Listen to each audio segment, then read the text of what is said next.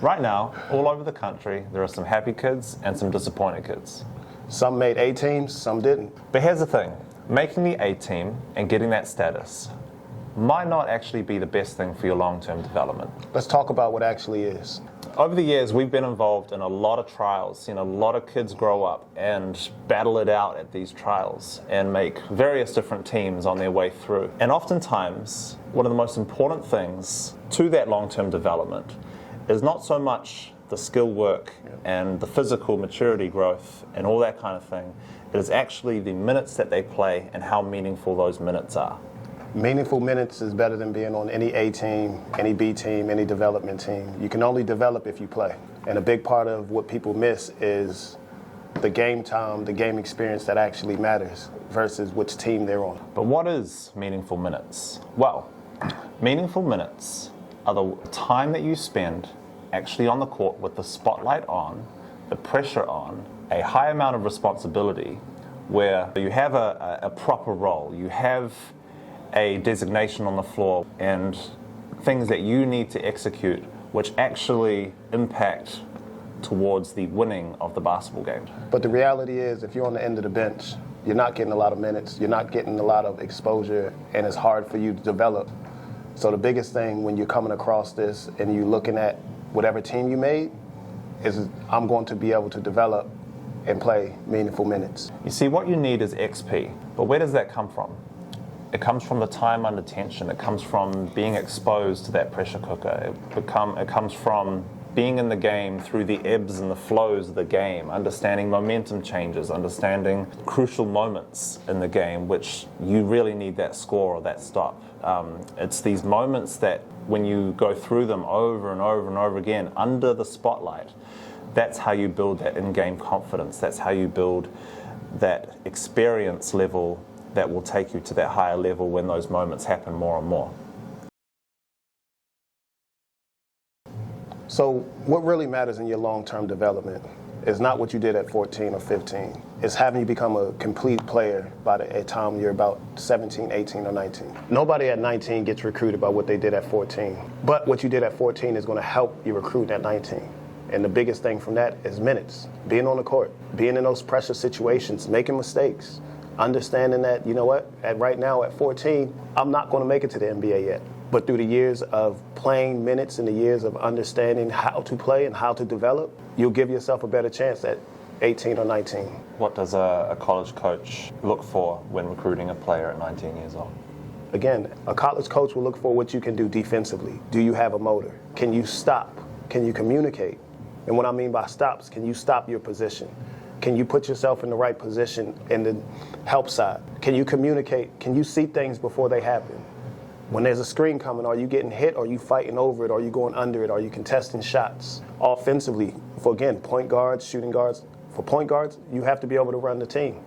You are an extension of the coach. You have to see things before they happen. If the team's in a 2-3, you have to understand that I can't just run this play because it doesn't work against the 2-3, right? And that's what we call the basketball IQ as a shooter. And everybody says this, you have to hunt shots, but not just hunt them, you gotta make them. And the only way to make shots in games is what you're doing at 14, 15, and that's playing the minutes to make those shots. So when we talk about that, when you're, again, a big man, depending on which team you go to, everybody's being able to dribble, pass, and shoot these days. So as a big man, as a 4 or 5, you have to develop those skills.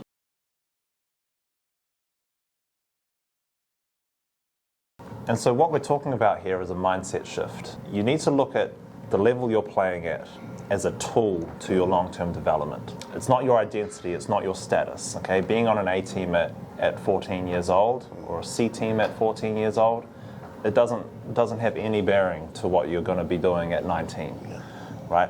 So when I say using levels as a tool, what does that actually mean? Well, if you think about where you're at, you're right here. If you're going to play up, if you're going to be that 12th person on the A team, yes, you're probably going to be training against players that are better than you throughout the course of the whole season. And yes, that is a good thing. You're going to naturally get better via osmosis because you're surrounded by the better players. Your speed's going to increase, the pace of the game you're going to adapt to, all those things are going to happen. But you're never going to be in those positions holding the responsibility torch that's going to take you into being a meaningful contributor when you go to that next level up. And so it's important that, yes, we want to train here and spend time with the better players, but you also need to come down to that level that you're in and have a really good, solid contributing role. And that might be being a point guard, handling the rock, facilitating, scoring a little bit. It might be playing that corner shooter role, 3 and D. Might be the big man role. Whatever that role is, as long as you're playing those meaningful minutes, being in that pressure cooker the whole way through, that's really important because you're having to host some responsibilities and have that on your shoulders. But then also there's another level. Like if you drop another step down and you become the best player on that team, every time you step on a court, a natural hierarchy forms. Yep. And if you can spend time being the best guy on the court and people are giving you the ball and now it's your sole responsibility to make sure everybody gets across the line and we're getting those wins because you have to score the ball, you have to defend the best player, you have to do everything. Again, those are meaningful minutes. You might be playing down a notch. You might be surrounded by players who aren't quite there as good at being as good as you. But those minutes matter. Spending time at that level matters because you're developing those skills in a role, in a position that's going to help you long term. So we want to use these levels as a tool, not so much a status. The best 14-year-old on the court is probably the most mature, or the best 15-year-old or 16-year-old, because maturity isn't linear. You're going to have kids who develop early due to natural selection, hormones. It's true. Yeah. So there's going to be some kids at 14 that look like a grown man, that again, they might be 6'4", 6'5", and they're just physically dominant. And we see it time and time again, that maturity and that maturity dominates, especially at that age. And with that being said, and we're talking about the development, we see it time and time again where those kids don't actually develop because they're literally faster, stronger. So they lose that development. And then when they're 18 or 19, they're still playing the same way, but the game is a lot harder for them because they haven't really developed their dribbling. They haven't really developed their shooting. They haven't really developed finishing around the rim with their right or left hand continuously. And that's, as far as coaches as we see, that is a big, big gap.